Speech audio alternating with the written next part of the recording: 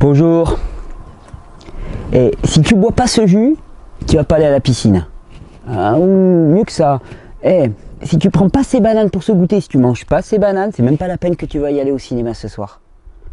Vous savez, quand on parle d'alimentation, quand on parle de changement d'alimentation, je pense particulièrement aux parents. Souvent, il y a de quoi s'arracher les cheveux. C'est-à-dire que nous, on prend conscience de quelque chose au travers des informations, des rencontres, des besoins qui étaient les nôtres. On prend conscience qu'effectivement, une réforme profonde de notre alimentation et de notre mode de vie peut amener à un état d'être qui est bien au-delà de ce que nous connaissions et que nombre des symptômes dont nous souffrions en permanence, en fait, ne sont que les conséquences de mauvais choix. Ce sont les conséquences du fait qu'on n'était pas au courant.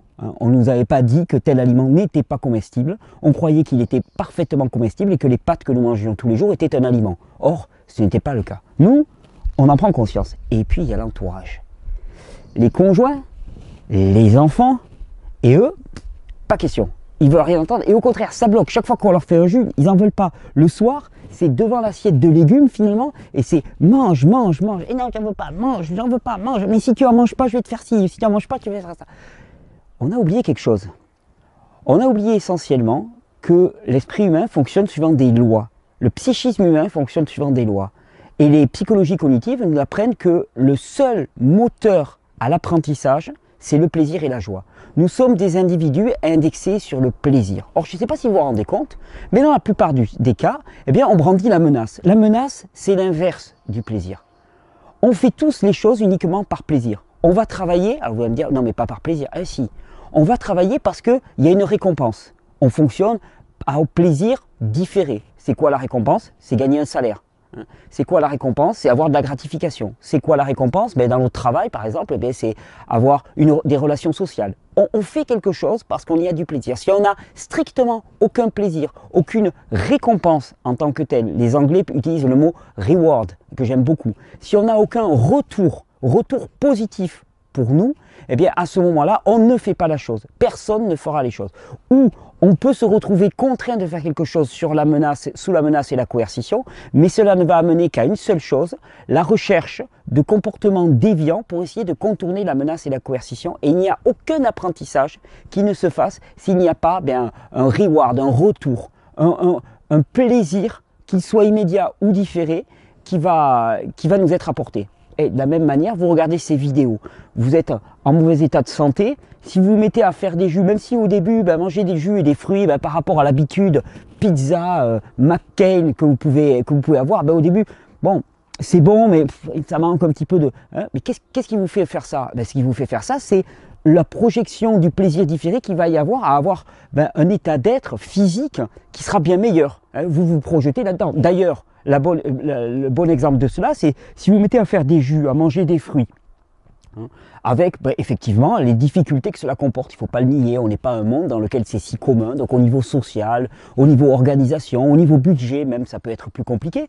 Si au bout de 6 mois, un an et demi, rien n'a changé, que vous êtes toujours aussi mal, vous allez le remettre en cause, pour la bonne et simple raison que vous n'avez pas eu ce retour, cette carotte, cette récompense qui nous était promise et qu'on n'a pas eu. Des fois la récompense elle est immédiate, par exemple, hop, je vais aller chercher ces bananes parce que je la vois, la tigrée et ainsi de suite, et je projette le plaisir que je vais avoir alors que je vais la manger. De la même manière, je vois ce verre de jus, je sais quels ingrédients j'ai mis dedans, je projette le plaisir que je vais avoir. On peut aussi prendre des produits parce qu'on projette un plaisir qu'on va avoir ensuite, un état d'être qui va être ensuite.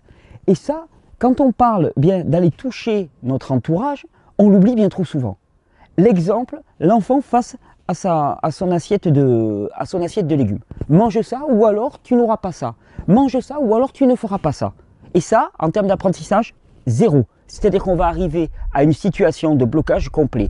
De la même manière, bois ce jus ou alors tu n'auras pas ça. Bois ce jus ou alors tu n'iras pas là. Ça ne peut pas marcher. Alors dans cette vidéo, j'avais envie de vous proposer un petit peu des stratégies pour passer d'une communication de la coercition à une communication qui est basée sur la bienveillance et le plaisir. Exemple vécu. C'est difficile de faire boire un verre de jus de légumes à vos enfants. Je peux le comprendre. Ça sera d'autant plus difficile que vous allez les braquer. Exemple vécu. Est-ce qu'il y a un enfant qui a envie d'écouter une histoire, une bonne histoire pendant qu'il boit un verre de jus? Là, on change complètement le registre. C'est-à-dire qu'il y a une récompense immédiate, il va boire son verre de jus, ouais, pas trop envie là, ok d'accord, mais il y a une histoire, et ça l'histoire ça l'attire. L'important c'est d'arriver à trouver une motivation qui soit suffisamment grande pour que ça dépasse l'aversion première qu'il pouvait y avoir pour les fruits, pour les légumes, pour le fait d'aller se coucher à une heure normale, ou que sais-je encore, pour toute habitude qui va aller dans le sens d'un bien-être pour l'enfant. Hein. Trouvez un exemple. De la même manière, vous avez un plat de légumes que vous voulez servir à votre enfant. Vous lui servez le plat de légumes et puis vous lui servez les légumes, puis là il dit ah non, moi je veux des pâtes. Ah non, moi je veux des pommes de terre. Pâtes, pommes de terre, pâtes. Ah, je veux pas ça, je veux des pommes de terre, je veux des pâtes. Alors première possibilité, non, tu n'auras pas de pâtes et de pommes de terre, ou non, tu n'en auras pas tant que tu n'auras pas mangé, cette assiette de fruits de légumes. Donc menace, menace, menace. Autre possibilité, on lui sert une assiette de légumes. Ah, je veux pas de légumes. Ah oui, mais cette assiette de légumes, c'est l'entrée. Et ensuite, une fois que tu as mangé ton entrée, bien sûr, eh bien, il va y avoir un plat de pâtes comme tu les aimes vraiment. Alors, on aura choisi des pâtes sans gluten, par exemple. Mais il va y avoir un plat de pâtes. Vous comprenez? Il y a vraiment une motivation. Une motivation. C'est pas simplement on te met devant le plat de légumes, c'est on te donne une motivation supplémentaire. C'est pas tu n'auras pas de pâtes, il faut que tu manges des légumes parce que c'est bon pour toi. Mais plutôt, ok, là, je te demande un petit effort, mais en même temps, regarde le plaisir qui va venir. On fonctionne tous au plaisir. C'est valable aussi avec nos conjoints. Hein. Tous les discours stigmatisants, moralisants ne vont conduire qu'à une seule chose, c'est que votre mari ou votre femme va se jeter d'autant plus sur les chips, sur les poulets frites, simplement pour vous faire les pieds. Pourquoi? Parce que s'il est construit comme moi je le suis, si quelqu'un me dit il ne faut pas que tu fasses ça, il ne faut pas que tu fasses ça en me faisant la morale, la première des choses que je vais avoir envie de faire, c'est de faire exactement ce qu'il me dit de ne pas faire. Parce que je ne supporte pas la coercition. Pourquoi? Parce que la coercition est inhumaine. Elle ne fait pas partie de notre programme de fonctionnement. On ne peut pas marcher à la coercition. Et c'est d'ailleurs ce qui explique l'échec de tous nos systèmes d'apprentissage qui sont basés sur la coercition, sur la punition et sur le fait d'imposer. Tous nos systèmes de production et d'apprentissage sont d'une inefficacité assez colossale. C'est-à-dire qu'on a l'impression qu'on arrive à des résultats, mais imaginez le nombre d'années qu'il faut passer sur des bancs d'école assis à écouter le prêche de l'enseignant, alors que finalement on arriverait à des résultats bien plus grands si on se basait sur le plaisir et la motivation. Allez d'abord chercher le plaisir et la motivation. Moi, c'est tout ce que j'ai appris aussi dans ce qui s'appelle le tag teaching, par exemple. J'en parle régulièrement, il y a une vidéo auquel je vous réfère, le tag teach. Le tag teach, c'est aller de succès en succès, aller de plaisir en plaisir, en sachant qu'on n'amènera jamais une quelconque modification dans le comportement d'un autre, une modification profonde de son comportement, si ce n'est par le plaisir.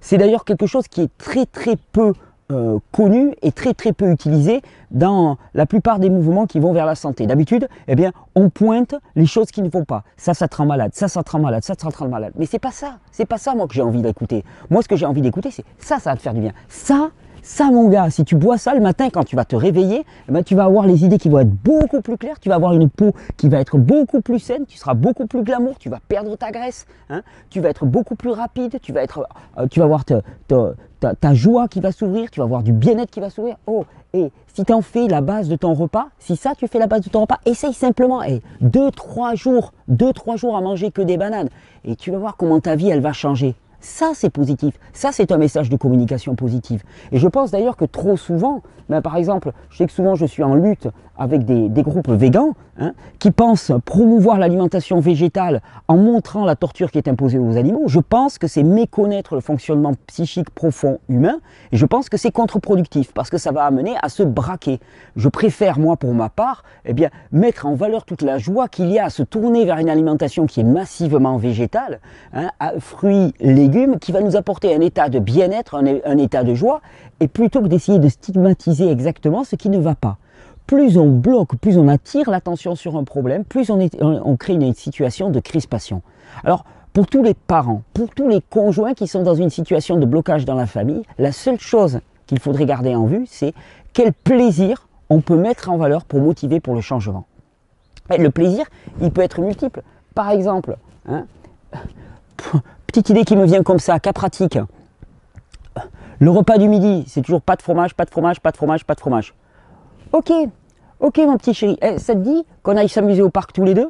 on s'amuse au parc, puis on amène des bananes avec nous pour le repas. Hein, on va s'éclater, on va faire des agrès, on va courir dans la nature, on va se promener, on va faire un petit peu de canoë, et puis on amène quelques fruits avec nous. Ça te dit? Ok, ok. Ben, le repas c'est ça. Le repas il est amené avec nous. C'est-à-dire que c'est un pack. C'est un pack. Il y a le plaisir aller se promener, le plaisir canoë, le plaisir ce qu'on veut, et il y a les fruits avec. Ah ouais, ça c'est un pack. C'est pas dissociable. C'est pas on amène la pizza avec nous sur le canoë. Non, non, c'est un pack. Les deux. Moi, voilà ce que je te propose. Tu le prends pas, c'est comme tu veux. Et on va se retrouver avec l'autre dans la situation où, ouais, il a vraiment envie. Bon, en même temps, ça veut dire qu'à midi, il va pas manger ce. Ah ouais, d'accord, mais bon, en même temps, le canoë, waouh, ou la balade, ou aller faire un peu d'escalade, ou aller se promener dans la garrigue, waouh, waouh, waouh, ou aller s'occuper d'animaux, que sais-je, un plaisir. Et ce que j'aime bien dans cette démarche, c'est que ça nous oblige à nous intéresser à ce qui fait vraiment plaisir à l'autre. Non pas ce qui nous fait plaisir à nous, mais ce qui fait plaisir à l'autre. Qu'est-ce qui fait plaisir à l'autre? Et comment est-ce qu'on peut, eh bien, s'appuyer là-dessus, hein, pour faire aussi passer des choses auxquelles nous croyons et qui vont lui apporter un plaisir secondaire. Simplement au début, eh bien, le plaisir de manger des bananes, quand ça vient en rivalité avec le plaisir de manger un plat de pâtes, au début il a du mal. Au bout d'un certain temps, il va goûter le plaisir qu'il y a, que ce soit votre conjoint ou vos enfants, hein, ou votre conjointe. Ah, il va goûter le plaisir qu'il y a à fonctionner comme ça au bout de quelque chose, il va dire waouh, ma peau elle s'est éclaircie, dans ma tête je me sens mieux, j'étais constipé, je suis plus constipé, waouh.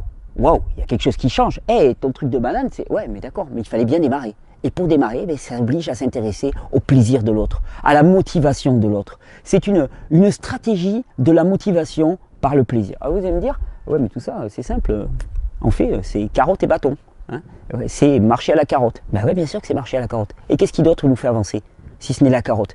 Qu'est-ce qui d'autre me fait me faire un jus, si ce n'est la carotte? La carotte du plaisir, la carotte des bienfaits pour la santé, quel qu'il soit. Qu'est-ce qui nous fait avancer sinon la carotte? Nous sommes des êtres de motivation par le plaisir, par la joie. Et c'est ce qu'on a complètement oublié. Alors quand on parle de réforme alimentaire, il serait temps de commencer à mettre du plaisir, de la légèreté et non pas de la culpabilisation, de la stigmatisation, de l'insulte et du mépris pour ceux qui n'y arrivent pas, pour ceux qui n'y sont pas encore parvenus. Parce que pour moi, c'est méconnaître le fonctionnement psychique humain au plus profond. Pour ceux qui s'intéressent un petit peu aux psychologies cognitives, eh bien, il y a beaucoup de travail qui a été fait, même pour le dressage des animaux, par exemple. Eh bien, toutes ces psychologies cognitives nous montrent que finalement, tout dressage qui est fait par la coercition, par la menace, par le sévice, par l'imposition, et Dieu sait qu'avec les animaux, on peut se permettre, hein, si on n'y prend pas garde, on peut se permettre une violence inouïe, hein, qu'on ne se permettrait même pas avec nos enfants ou nos proches. Eh bien, ça ne marche pas. Ça ne marche pas. Ça amène à des animaux qui vont avoir un comportement déviant, d'évitement, hein, qui vont essayer de contourner la consigne, mais qui au final n'auront aucun changement profond en eux. Pour amener des changements profonds, il n'y a que la pédagogie de la joie, de la motivation et du plaisir. Il est temps de passer à une pédagogie de la joie, de la motivation et du plaisir. Et de commencer simplement à dire aux gens, non pas que telle chose, telle chose, telle chose les rend malades, mais que telle chose, telle chose, telle chose vont leur changer radicalement la vie. J'avais fait une vidéo qui s'appelait 30 minutes pour changer une vie. 30 minutes pour changer une vie, c'est surtout dire, mais essayez quoi. C'est pas parce qu'on vous a dit que c'était pas possible qu'il faut pas essayer. Hein, on t'a dit que c'était pas possible. On t'a dit que tel truc ça se guérissait pas. On t'a dit que telle maladie était génétique. Ouais, mais simplement essaye. Parce que bon, c'est bien joli de te dire qu'elle est génétique. Et alors, ça te fait quoi? On t'a dit qu'elle était génétique et t'es bloqué là. On te laisse en plan. Ah ouais. Et après, moi, qu'est-ce que je fais avec ça? Moi, je préfère un discours qui te dit non, non, attends.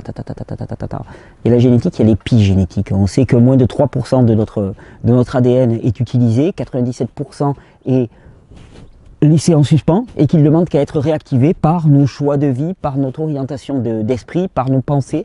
Et que tout ça, ça demande à être mobilisé par les facteurs épigénétiques de notre environnement, la façon dont on se nourrit physiquement, la façon dont on se nourrit spirituellement et émotionnellement, le cadre dans lequel on vit, l'exercice physique que l'on va se donner, eh bien, tout ça, ça va conditionner l'évolution. Et c'est ça qu'il faut permettre à l'autre de toucher. Et pour le toucher, le motiver par la joie. Alors je vous souhaite une bonne régénération. Je vous souhaite surtout d'accéder aussi à une forme de régénération de notre rapport à autrui, qui ne soit plus fait de menaces, qui ne soit plus fait de coercition, qui ne soit plus fait de culpabilité, mais qui soit fait de joie, de pure joie à transmettre ce message qui nous a sauvé la vie et qui peut changer la vie de l'autre. Simplement, elle lui changera la vie à condition aussi qu'on change de moyen de le transmettre.